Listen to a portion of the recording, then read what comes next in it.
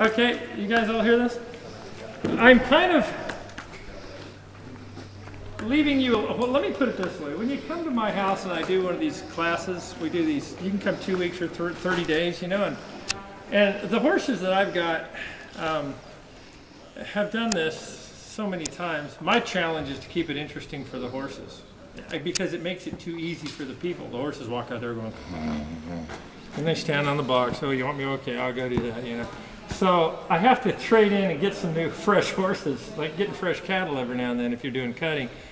So I'm always having to find new challenges.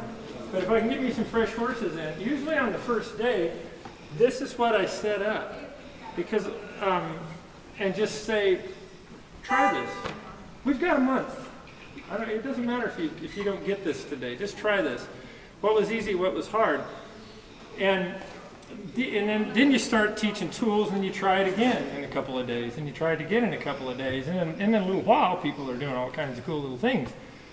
But what you're going to learn from this, if you pay attention and see the details, is, for instance, let's take the way this horse is standing. I didn't really watch how he got that way, but if he's walking on there straight and he ends up that way, why would that happen? Probably because the person is too far out and pulled the front to them. If you try to stop a horse and you're standing too far away, he's going to do this. So step forward and stop him. You see what I mean? Those are the kinds of things that usually you remember because you experiment and find. And then if you really having trouble, I'll step in and give you a little tip. But you guys are doing great down there. Please do, because she rushes, and I mean, I can get her standing with the front feet and staying there and backing back down. And then when she starts going forward, she doesn't. She just. Okay. So did you hear that? So let's think this through like we were a horse for a second. If you're a horse and you're going to stand up on this thing and it feels kind of weird, once you're up there, your first thought is to get back off of it, right?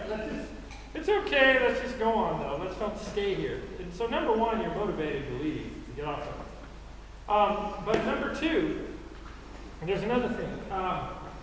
It's in Sweden, I have some of these that are really tall. I have one that's this tall and it's about half that size.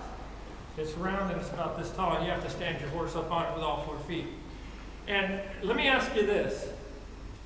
When a horse is walking and the left back foot goes forward, what's the next foot that moves? Nobody walked their horse. Because you need to know that when you do this game. There's a reason I'm telling you this.